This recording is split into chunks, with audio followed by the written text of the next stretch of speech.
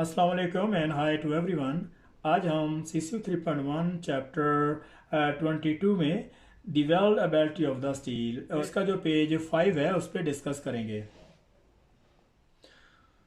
तो यहाँ से इसको स्टार्ट करते हैं। हाइड्रोजन में B observe into the arc zone and liquid weld metal firms, यहाँ तक इसको देखते हैं। और हाइड्रोजन बहुत सारे सोर्सेस की वजह से आर्क में जो है इंड्यूस हो जाती है, उसमें ऑब्जर्व हो जाती है, जैसे कि मॉइस्चर ऑन द प्लेट, और इसके अलावा पेंट है, ऑयल, ग्रीस वगैरह। और इसके अलावा अगर लॉन्ग या अनस्टेबल आर्क है तो उस वजह से जो है वो हाइड्रोजन आर्क जोन में जो है वो इंड्यूस हो जाती है। और उस वक्त उसका जो टेम्परेचर क्या है और जो वेल्ड मेटल है वो एक फार्म से दूसरी फार्म में किस तरह से ट्रांसफ़र होती है। तो जो वेल्ड मेटल है वो एक फार्म से दूसरी फार्म में किस तरह से ट्रांसफ़र होती है, तो इस पे डिस्कस करेंगे। तो सबसे पहले हम इस डायग्राम को देखते हैं कि ये जो पेरस मेटल है और ये एरिया जो हीट अफेक्टेड जोन है, और ये जो एरिया है इसको हम जो है वो डिपोजिट वेल्ड मेटल, और ये आर कॉलम है, और इसके अलावा ये आर कॉलम है जो उसका फ्लेम है, ये उसका फ्लेम है टॉर्च का। और यहाँ पे उन्होंने डिपोजिट वेल्ड मेटल में एच लिखा हुआ है, और इसके अलावा ए है। ये जो आर बना हुआ है हीट अफेक्टेड जोन में, इसको हम गामा कहेंगे। और इसके अलावा एच प्लस है और H2 है। तो सबसे पहले जो आर है इसको गामा कहेंगे, और ये austenitic in the heat affected zone, इसको गामा भी कहेंगे। और इसको जो दूसरी फॉर्म है इसकी जो ऑस्टोनाइटिक है। और सबसे पहले हम बात करते हैं ए की। तो यहाँ पे जो ए है इसको हम अल्फा फेराइड कहेंगे। और weld metal change phase to a alpha ferrite and H diffuse into the heat affected zone. और जब वेल्ड मेटल अल्फा फ्राइड से और जब वेल्ड मेटल अल्फा फ्राइड में चेंज हो जाता है तो जो हाइड्रोजन है वो हीट अफेक्टेड जोन की तरफ जो मूव हो जाती है। जैसे कि ये अल्फा फ्राइड जब वेल्ड मेटल बन जाता है तो उस वक्त उसकी जो हाइड्रोजन है तो वो हीट अफेक्टेड जोन मतलब इस गामा एरिया में, ये जो एरिया है इसमें मूव हो जाती है। और इसके अलावा ए लॉन्ग और अनस्टेबल आर्क है।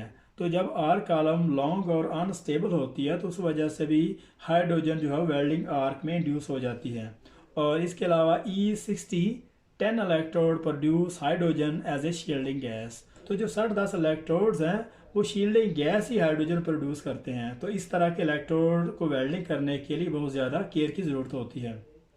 और या फिर इसके अलावा अगर रस्ट, ऑयल, ग्रीस और पेंट ऑन द प्लेट, और अगर प्लेट पे रस्ट है, ऑयल, ग्रीस वगैरह या पेंट है, अगर उसको वेल्डिंग के दौरान प्रॉपर तरीके से उसकी जो प्रिपरेशन क्लीनिंग नहीं हुई तो इस वजह से जब वो वेल्ड मेटल में जब पिघलते हैं तो उससे हाइड्रोजन जो है वो बनती है।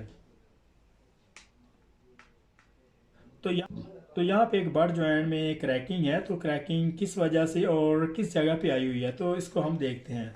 तो austenitic in the heat affected zone change to the martensite a the 300 trapping H and H2 and forcing it out of the solution, यहाँ तक इसको देखते हैं।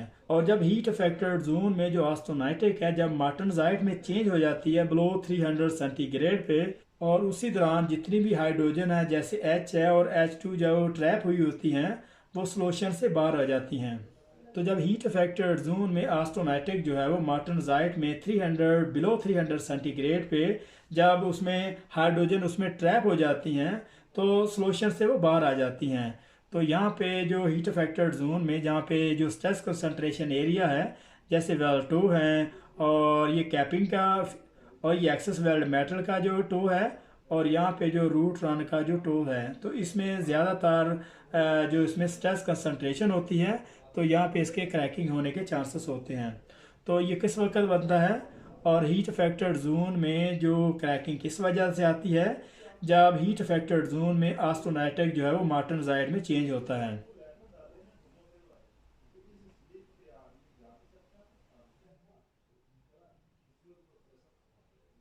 और इसके अलावा यहाँ पे टी ज्वाइंट है। तो टी फिलर ज्वाइंट में जो स्ट्रेस कंसंट्रेशन है, यहाँ पे टी ज्वाइंट में जो स्ट्रेस कंसंट्रेशन है ये वेल टू पे है, और इसी तरीके से हीट अफेक्टेड जोन में यहाँ पे नज़र आ रही हैं। तो हाइड्रोजन क्रैकिंग कब आती है, जब हीट अफेक्टेड जोन में जो ऑस्टोनाइटिक है वो मार्टनजाइट में चेंज होता है।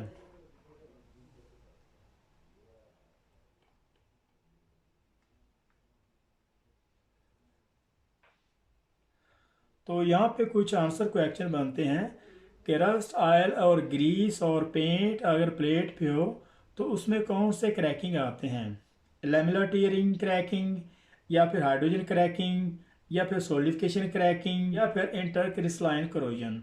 तो रस्ट ऑयल, ग्रीस और इसके अलावा जो पेंट है और या फिर इसके अलावा लॉन्ग और अनस्टेबल आर्क की वजह से हाइड्रोजन जो है वो वेल्डिंग आर्क में इंड्यूस हो जाती है, तो उस वजह से हाइड्रोजन क्रैकिंग जो है वो पैदा होती है।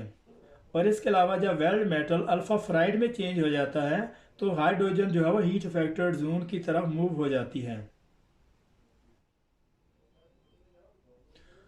और इसके अलावा हीट अफेक्टेड जोन में जब ऑस्टेनेटिक मार्टनजाइट में बिलो 300 सेंटीग्रेड पे जितनी भी जो हाइड्रोजन जो ट्रैप हुई होती हैं वो सोल्यूशन से बाहर आ जाती हैं। और क्रैकिंग किस पॉइंट पे आते हैं, जहाँ पे हाई स्ट्रेस कंसंट्रेशन पड़ती है, जैसे कि वेल टो है और ये रूट रन की वेल टो है, एक्सेस वेल्ड मेटल की टो है। तो इस जगह पे बहुत ज़्यादा हाई स्ट्रेस कंसंट्रेशन पड़ती है, तो इस वजह से हीट अफेक्टेड जोन में क्रैकिंग आने के चांसेस बहुत ज़्यादा बढ़ जाते हैं। तो ये कब बनती है, जब मार्टन हीट अफेक्टेड जोन जब मार्टनजाइट फॉर्म में आता है तो उस वक्त क्रैकिंग आने के चांसेस जो है वो बहुत ज़्यादा बढ़ जाते हैं।